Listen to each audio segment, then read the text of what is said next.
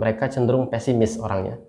Dan kemudian sering terjebak pada pikiran negatif, dan yang juga tak kalah berbahayanya, orang yang punya tipe otak ini sangat mudah untuk terkena depresi.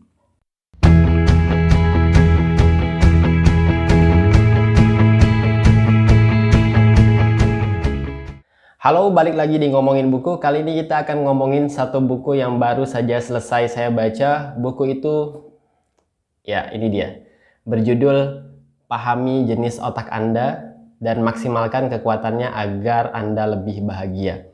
Kemudian ada judul kecil di bawahnya, 7 Rahasia dari Ilmu Saraf yang Wajib Anda Ketahui.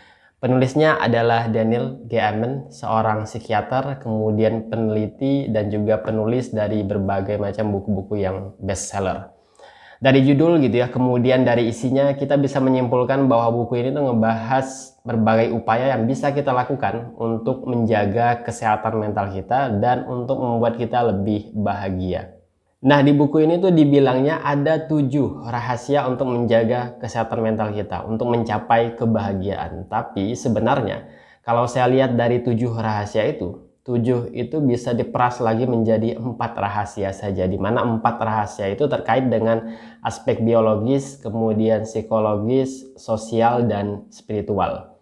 Hanya saja gitu ya, di buku ini dari 4 aspek tersebut ia lebih banyak menekankan pada aspek biologis. Hal itu bisa terlihat dari porsi pembahasannya yang dari 400-an halaman itu pembahasan tentang aspek biologis lebih dari 200-an halaman. Nah, sisanya baru dia ngebahas aspek psikologis, sosial, dan spiritual. Nah, ini juga yang nantinya membedakan buku ini dengan buku kesehatan mental lainnya, di mana Daniel G. Amen lebih banyak menekankan pada aspek biologis, terutama gitu di bagian otak kita. Karena otak itu punya peran yang besar, yang cukup besar terkait dengan pikiran, kemudian perilaku, dan perasaan manusia.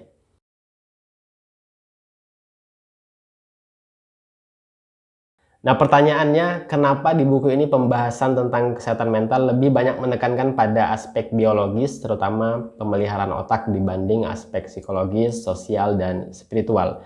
Nah, jawabannya ada kaitannya dengan kisah si penulis ya, yaitu Daniel G. Amen, di mana Amen ini kan adalah seorang psikiater yang sudah biasa berhadapan dengan para penderita gangguan mental. Hanya saja dalam perjalanannya menjadi psikiater, ia menyadari bahwa ketika bertemu dengan pasien, kemudian hanya mengandalkan diagnosis itu hanya dari gejalanya saja, menurutnya hal itu tidak cukup, gitu ya. Misal, ketika ada pasien yang datang, kemudian dia mengeluhkan gejala sering merasa khawatir, gitu ya, sering merasa takut, dan dari gejala ini kemudian disimpulkanlah bahwa dia mengalami anxiety disorder.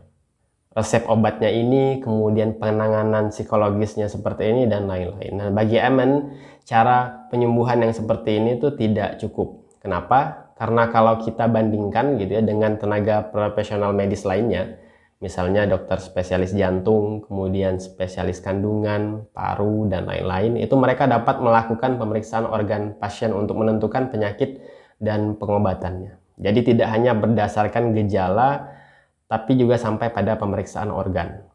Nah, Amen, sang psikiater ini lalu merasa juga untuk perlu gitu ya menambahkan pemeriksaan organ ini dalam pengobatan berbagai gangguan mental, terutama organ otak, daerah yang punya peran besar terhadap kaitannya dengan menentukan pikiran gitu ya, perasaan, dan perilaku manusia.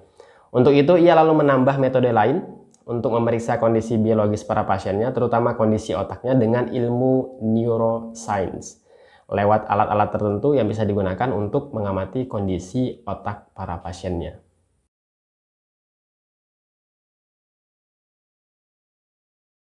Nah, pengintegrasian antara ilmu kedokteran jiwa, ya psikiatri, dan ilmu neuroscience ini sangat membantu Amen untuk merawat dan menyembuhkan para pasiennya. Dan tidak hanya itu, dari pemeriksaan terhadap lebih dari 200.000 otak manusia, ia pertama menemukan bahwa otak yang sehat itu yang dapat bekerja dengan baik, itu dapat membuat kondisi psikologis dan mental orang yang punya otak yang sehat itu jadi lebih baik.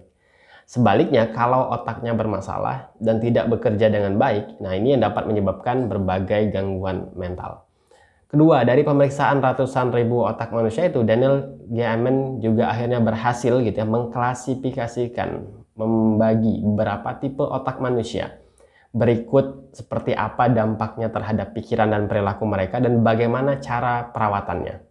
Nah, dari sini Amen juga menyimpulkan bahwa penanganan untuk orang-orang yang mengalami gangguan mental itu tidak bisa dipukul rata gitu ya, atau disamakan gitu ya penanganannya. Nah, penanganan dan perawatan itu harus disesuaikan dengan masalah yang mereka alami dan juga disesuaikan dengan tipe otak mereka.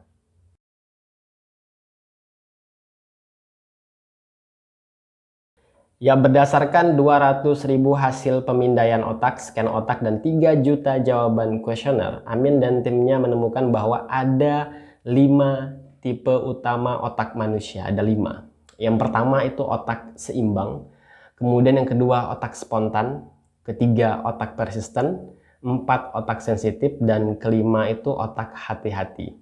Ini yang utama ya, yang 5. Nanti selebihnya ada orang yang punya kombinasi dari tipe otak utama ini. Misal gitu ada orang yang tipe otaknya itu kombinasi dari tipe otak spontan dan persisten. Kemudian ada juga orang yang kombinasi tipe otaknya itu kombinasi dari otak sensitif dan hati-hati.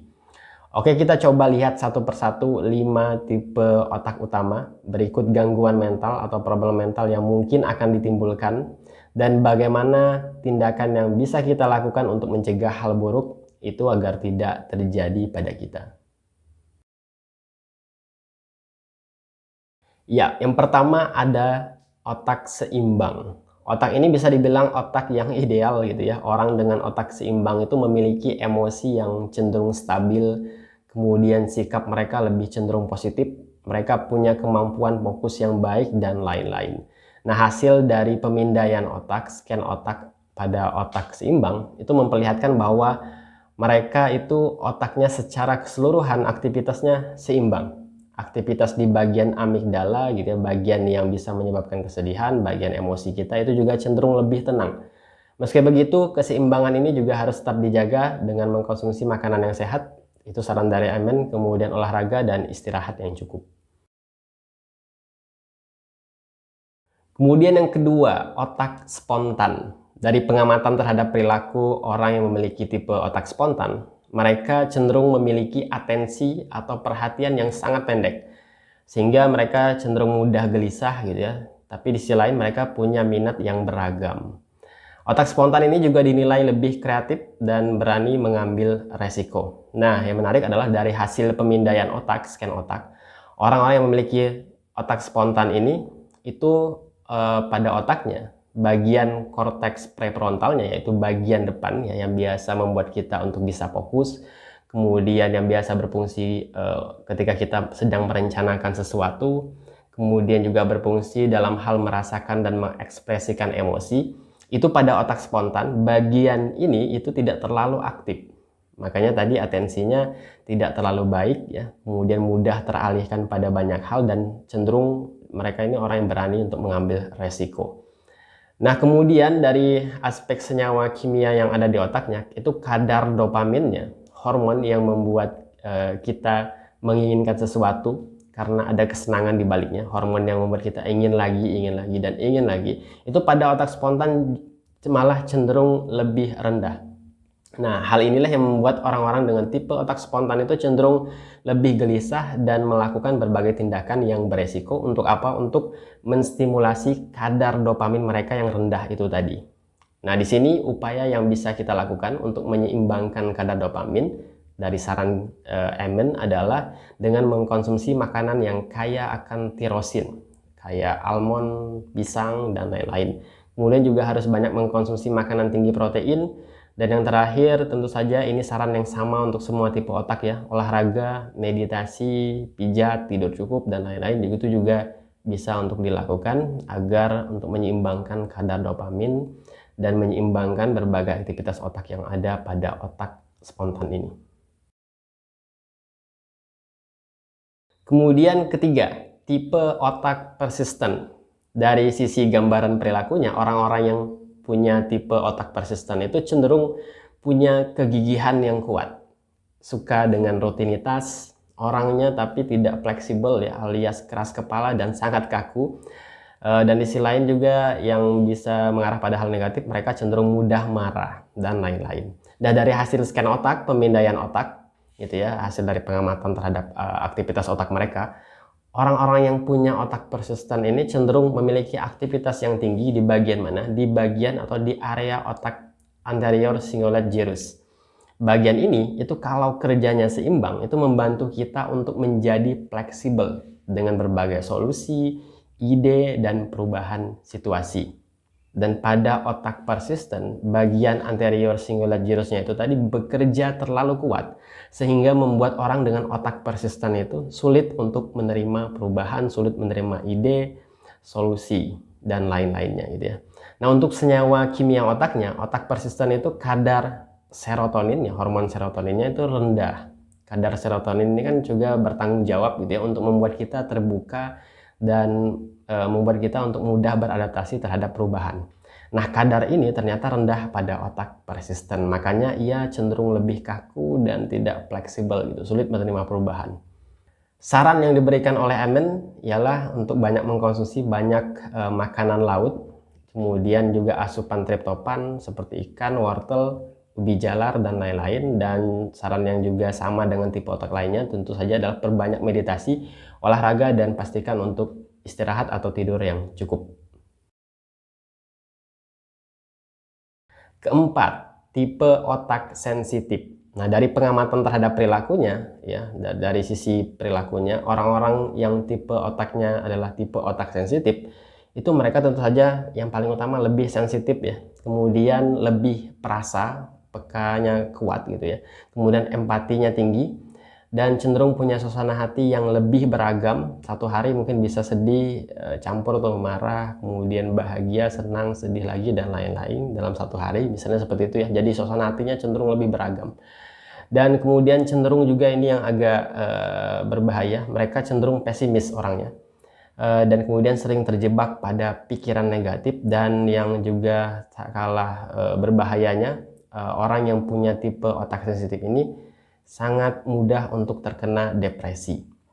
Nah, dari hasil pencitraan otak, pemindaian otak, ya, pengamatan terhadap otak mereka, tipe otak sensitif ini di area sistem limbiknya, area yang bertanggung jawab terhadap emosi kita, itu aktivitasnya sangat-sangat tinggi. Sementara itu hormon dopamin, kemudian serotonin, oksitosin, dan endorfinnya malah rendah. Nah, untuk itu semua hormon ini sarannya Amen adalah perlu untuk ditingkatkan pada orang-orang yang punya tipe otak sensitif.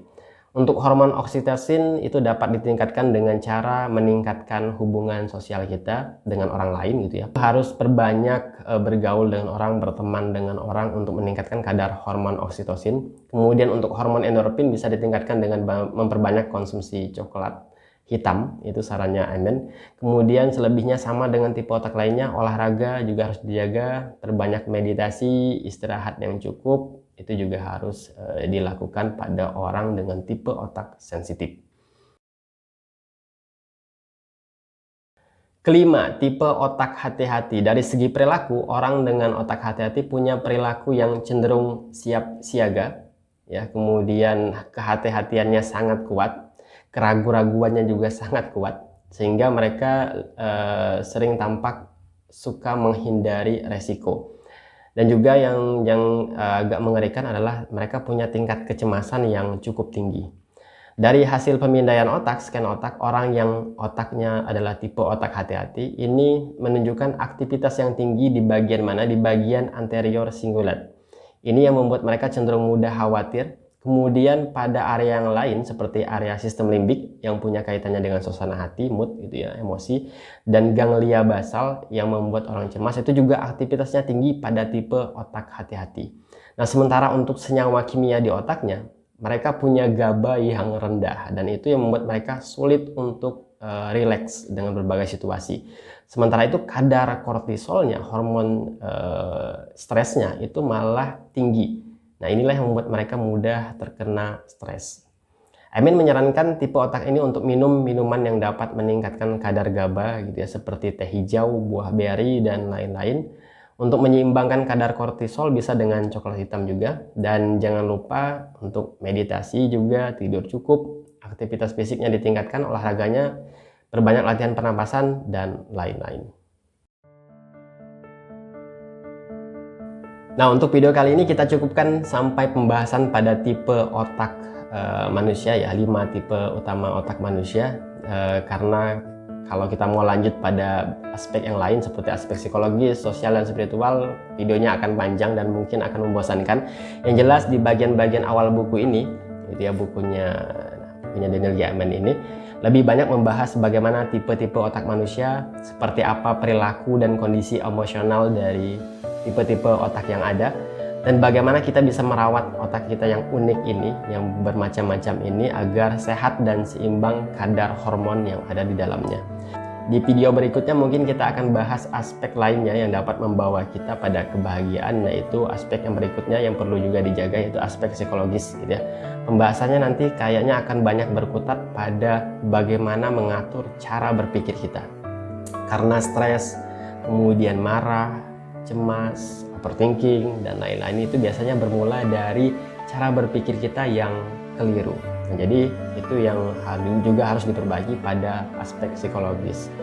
Itu saja ngomongin buku kali ini, sampai jumpa lagi di ngomongin buku berikutnya. Terima kasih.